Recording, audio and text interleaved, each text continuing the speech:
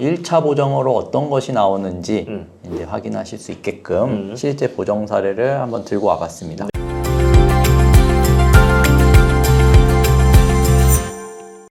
안녕하세요. 유익상 김은찬 변호사입니다. 오늘은 보정에 대해서 한번 좀 심도 있게 살펴보는 시간을 가져볼까 하는데, 보정 뭐 무조건 나온다라고 이제 봐야 되고, 근데 이제 보정을 보면은 법원에서 어떤 점을 중요하게 생각을 하는지를 또 알 수 있고, 보정의 내용을 또 이제 좀 비교해 보면은 또 좀 재밌는 점들도 많이 있잖아요. 그래서 이제 오늘은 동일한 법원에서 회생위원별로 또 어떤 차이가 또 좀 있는지 보정 내용을 토대로 해서 한번 소개해드리는 시간을 가져볼까 하고요. 본격적으로 설명을 부탁드리겠습니다. 네, 그러니까 이제 많은 분들이 개인회생 진행하시면 도대체 법원에서 뭘 확인하는 거냐? 도대체 뭘 보냐? 어떤 거가 나한테 중요한 이슈가 되느냐? 이런 부분들을 굉장히 좀 많이들 궁금해 하시기 때문에 처음 사건을 접수하면 1차적으로는 이런 내용들을 확인한다. 라는 거를 이제 보여드리고 싶었고, 같은 법원이라 할지라도 여러 회생위원이 그렇죠. 있고 재판부가 많기 때문에 그 재판부별로도 이제 편차가 좀 있다. 그래서 내용이 달라질 수 있다라는 것도 좀 인지하시면 좋을 것 같아서 서울회생법원 조직표를 제가 간단하게 들고 와봤는데, 네. 개인회생 단독, 여기 괄호 안에 재판부 수잖아요. 그쵸. 그러면 개인회생 단독만 27개의 재판부가 있는 거예요. 그러면 최소한 여기에 매칭돼 있는 회생위원도 27명 이상이라는 거고, 그렇죠. 그러면 내 사건이 27분의 1의 확률로 특정 재판부에 이제 배당이 될 거고, 그렇죠. 네. 그거에 따라서 이제 유불리도 분명히 있을 수밖에 없거든요. 그럼요. 근데 이제 이 모든 거를 저희가 추려가지고 가져오기는 그렇기 때문에 그냥 5개 정도 한번 1차 보정으로 어떤 것이 나오는지 이제 확인하실 수 있게끔 실제 보정 사례를 한번 들고 와봤습니다. 네. 첫 번째 보정 권고부터 한번 열어볼게요. 좋습니다. 네. 뭐 채권자 목록과 관련해서 뭐 개인 채권이므로 관련 내용들을 뭐 이제 제출해봐라. 그래서 요거는 뭐 그냥 일반적인 상황은 아니고 이분의 특수한 상황이 반영된 보정이라고 볼 수 있고, 네. 이 밑에서부터가 이제 실질적으로 이제 일반적인 보정의 내용이라고 볼 수 있을 것 같아요. 모든 신용카드의 최근 1년간 거래 내역서를 제출하고, 이 중 현금 서비스 이용 내역, 그다음에 카드 단기 대출, 그리고 100만 원 이상 결제 금액에 대해서 지출 내역과 뭐 사용 목적, 사용처 이런 것들 이제 정리하라고 하는데, 요 기재례를 줍니다. 이 표를. 이 표에 맞춰서 사용 내역을 정리를 해라.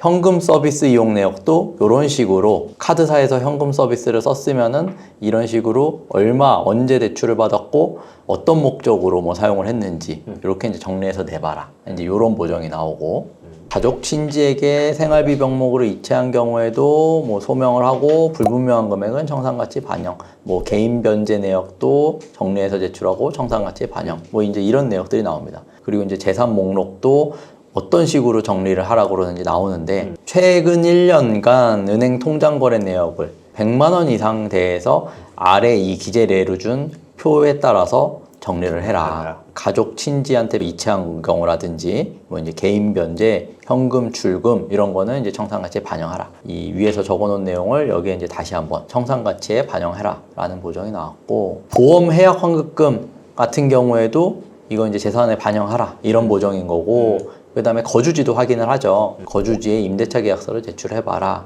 라는 내용들이 있고, 최근 2년 동안에만 재산을 처분을 했으면은 뭐 처분한 내역, 그 다음에 그 매매 대금은 어디다 사용했는지를 제출해라. 이제 이런 내용입니다. 그리고 마지막으로 이제 수입 및 지출과 관련해서 최근 3년 동안에 뭐 이런 자료들을 통해서 이제 수입 제출 내역을 내봐라. 이제 뭐 이런 정도의 보정이 나왔고, 첫 번째 보정은 그냥 뭐 특별하게 뭐 이제 그렇죠. 복잡하고 어렵다라기보다는 일반적인 내용이다. 카드 사용 내역, 계좌 거래 내역, 뭐 대출금 사용 내역, 혹시라도 재산을 팔거나 처분한 게 있으면 그 대금은 또 어디로 갔는지 이런 것들을 이제 보는 게 일반적이다 라는 거로 알 수 있겠죠. 그 개인회생 하시려고 생각하시는 분들이 이런 보정 내용을 보면 이런 생각 딱 하실 것 같거든요. 할 게 너무 많은데. 통달 받은 날로부터 14일 이내 보정을 하라고 했는데 2주잖아요. 야, 이거 뭐 서류 준비하고 뭐 하고 하면 2주 너무 타이트하겠는데 라는 생각이 드실 것 같은데. 그럴 수도 있죠. 만약 실제 이제 진행을 하게 되면은 좀 어떤 식으로 이렇게 보정 서류들 준비가 진행이 될까요? 보정 서류들은 이제 뭐 보통은 이런 경우들이 있기 때문에 계좌 거래 내역이라든지 100만 원 이상 내역들 뭐 이런 거는 이제 보통은 재판부별로 차이는 있지만 일반적인 루틴이라고 말씀드렸잖아요. 예상되는 보정들은 사실은 신청서 접수 단계에서 이미 일정 부분 정리를 해서 들어가는 경우가 많죠. 그러면은 아무래도 보정 단계가 조금 단축되거나 이 대응이 손쉬워질 수 있기 때문에 그렇게 하고 양식이나 틀이 있으니까 뭐 필요한 채무자분들께서 준비해 주셔야 되는 서류 리스트라든지 이런 거를 양식 같은 것도 저희가 좀 전달 드리니까 아무래도 이제 생판 모르는 분이 이거를만을 보고 혼자 따라서 이거를 보정을 대응하시기는 뭐 쉽지 않을 수는 있어요. 네. 그래서 사무실을 통해서 진행을 하시면 이런 부분들은 대응이 된다라고 보시면 될 것 같아요. 일반적인 보정에 대해서는 어느 정도 업무적으로 루틴화가 돼 있기 때문에 이제 그렇죠. 시스템이 좀 정비가 되어 있다 이 말씀을 주신 것 같아요. 네, 그래서 앞으로 보는 보정도 다 일반적으로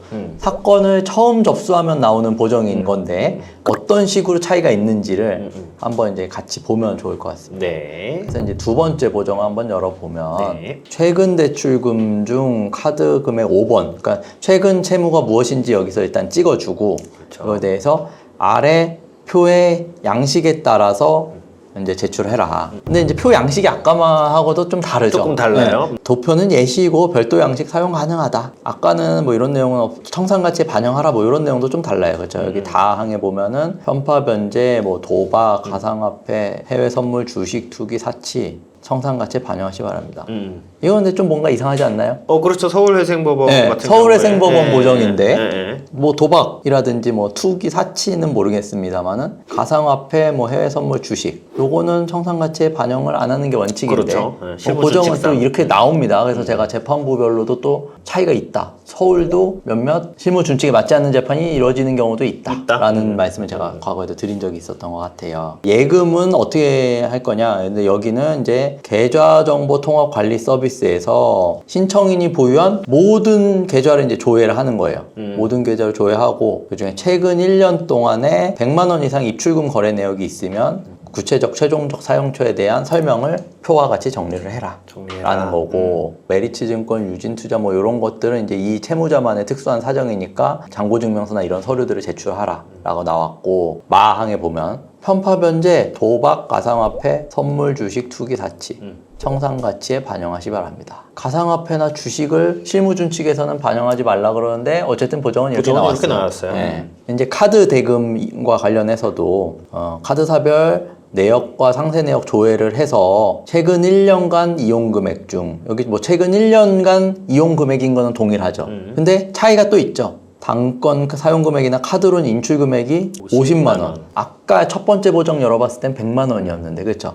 여기는 50만 원 이상의 거래 내역을 이렇게 표시해서 이 표로 정리를 해라. 그 다음에 뭐 과세증명서에 의하면 자동차에 대한 과세 사실이 있으므로 보유를 하고 있다면 서류를 제출하고 처분한 경우라고 한다면은 매매계약서와 매매대금 사용처를 정리해서 내라. 그다음에 뭐 요거는 이 채무자만의 또 특수한 사정일 수 있는데 현 직장에 대해서 이제 계약직으로 계약서를 냈더니 근로계약서가 이미 계약 만기인데 향후 어떻게 변제를 할 수 있겠냐, 일은 계속 하는 거냐, 요 부분은 이제 내보라고 했고 신청인의 급여소득 최근 취업했으니까 급여 명세서라든지 통장이라든지 뭐 이런 자료들을 함께 제출해라 라는 내용들이 나왔습니다. 약간의 이제 차이가 좀 있죠. 네.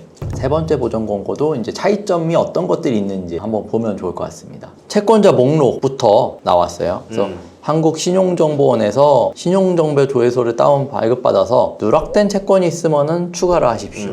뭐 채권 누락하지 말라. 최근 1년 이내에 발생한 채무는 아까는 또 뭐 대출금 따로 카드 따로 뭐 이렇게 했는데 여기는 한꺼번에 이 표로 정리하라. 라는 보정이 나왔고 3번이 또 이제 기존하고 좀 다른 내용이죠. 가족 또는 지인에게 50만 원 이상 지급한 돈. 여기도 이제 기준을 50만 원으로 맞췄습니다. 여기 그래서 개인 채무 변제금, 그다음에 도박, 사행성 소비, 유흥비, 지나친 낭비 이것도 기준은 50만 원이다. 네. 가족 지인을 위한 50만 원 이상의 선물 청산가치에 반영하십시오. 근데 여기는 주식 코인 네, 빠졌네요. 네.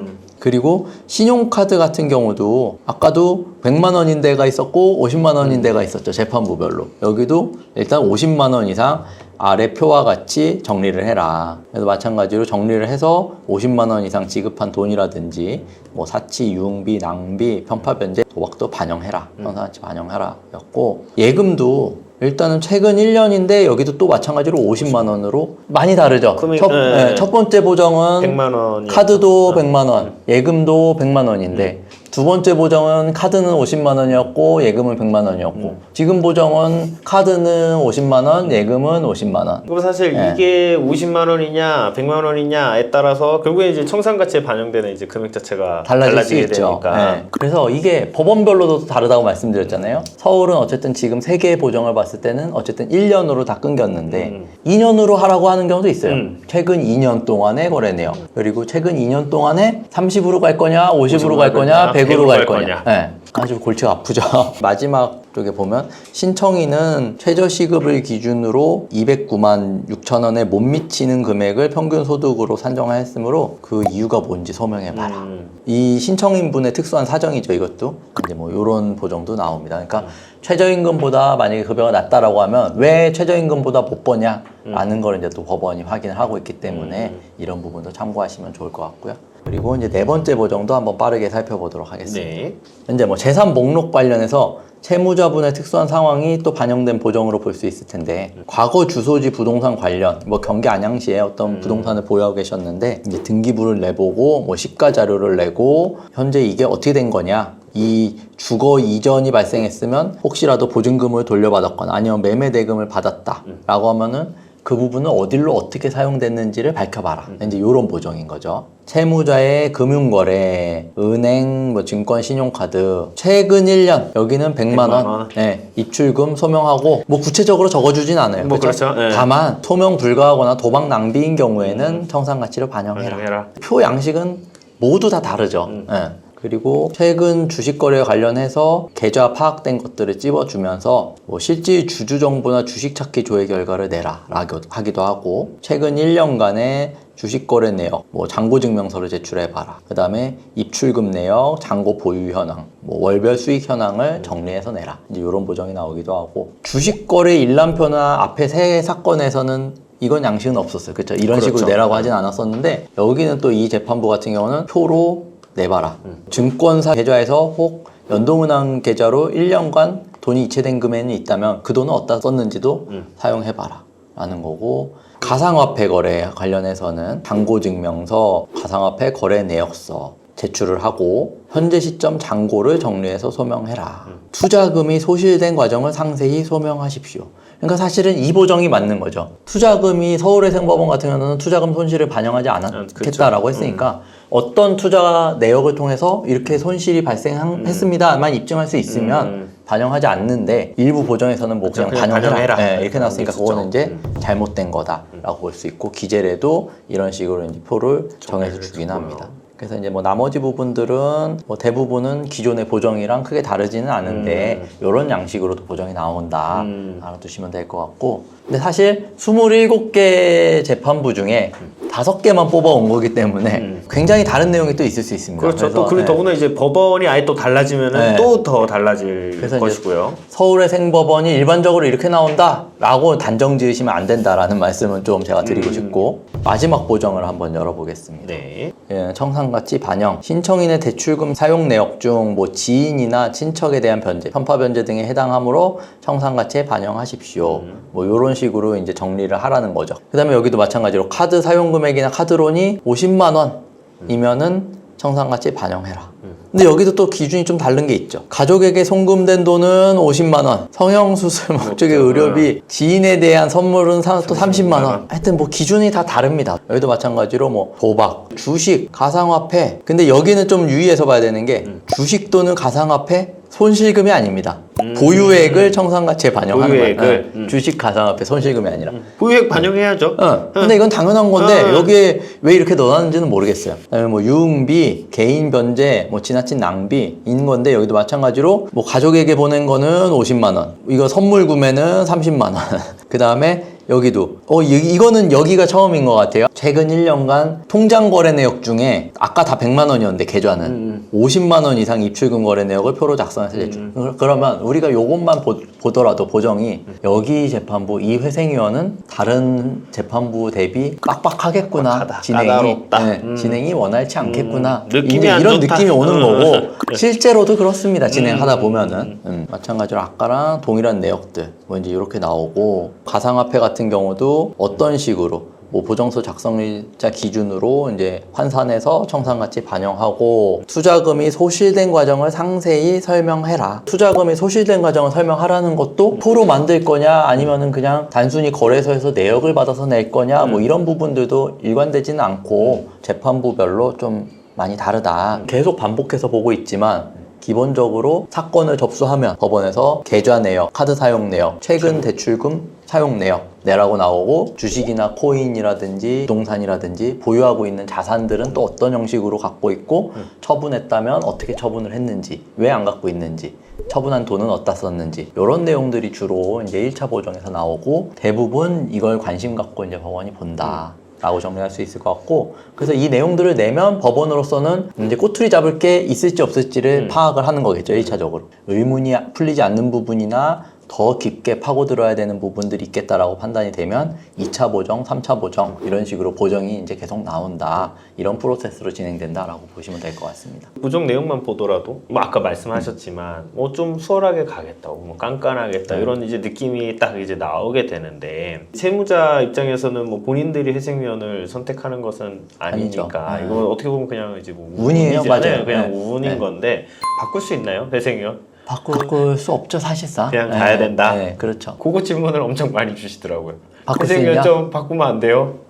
뭐 취하하고 재신청하면 사건이 다시 배당되니까 다른 재판부로 갈 수는 있겠지만 사실 재신청에 대한 그렇죠. 리스크가 많죠. 그러니까 이거를 뭐 예. 재판부를 바꾸겠다고 그렇게 가는 거는 합리적이지 못하다. 그죠. 예, 일반적이지 않죠. 보정 내용을 보시면은 아시겠지만 디테일하고 꼼꼼하게 보기 때문에 이제 뭐 상담 단계에서 이제 많이 문의 주시는 재산의 은닉이라는 뭐 증여라든가 보정 단계에서 다 필터링이 그렇죠. 될 수밖에 네. 없다라는 것도 느끼실 수 있을 거예요. 네. 그러니까 이거 숨겨놓으면은 모르지 않을까요? 지금 그쵸. 50만 원 넘어가는 거 지금 다 정리해서 내라고 하는 판국에 그거를 못 찾아낼 거다라고 이제 인식하시는 거는 좀 너무 좀 만만하게 보신 거고 결국에는 이런 이제 보정 자체가 엄청 타이트하게 나오기 때문에 쉽지 않다 이런 걸 좀 또 같이 아시면 좋을 것 같고요. 보정 이게 각기 다른 재판부이죠. 네, 그렇죠. 네. 법원별로 또 보정 내용을 보게 되면은 뭐 말씀하신 것처럼 최근 채무를 뭐 1년으로 보느냐 뭐 2년으로 보느냐 이런 부분에 있어서 또 좀 차이가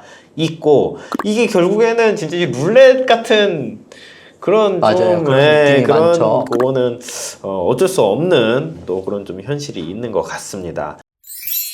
보정 공고가 이제 나오게 되면은 이제 사무실 차원에서 이제 뭐 필요한 내용이라든가 이런 부분을 이제 안내를 해드리고 따라오시면 되는 건데 다만 이제 좀 뭐 많이들 궁금해 하시니까 내 거를 어떻게 들여다보고 또 어떤 부분을 나한테 요구하는지 궁금하실 것 같아 가지고 한번 좀 준비를 해봤고요. 실질적인 서류를 또 갖고 왔기 때문에 좀 더 디테일하게 파악할 수 있는 시간이 되었던 것 같습니다. A파트의 귀한 어떤 보정 서류인데 이거를 이제 꼼꼼하게 비교해보는 시간을 가졌고요. 관련해서 궁금하신 점 있으시면 언제든지 편하게 문의 부탁드리겠습니다. 감사합니다.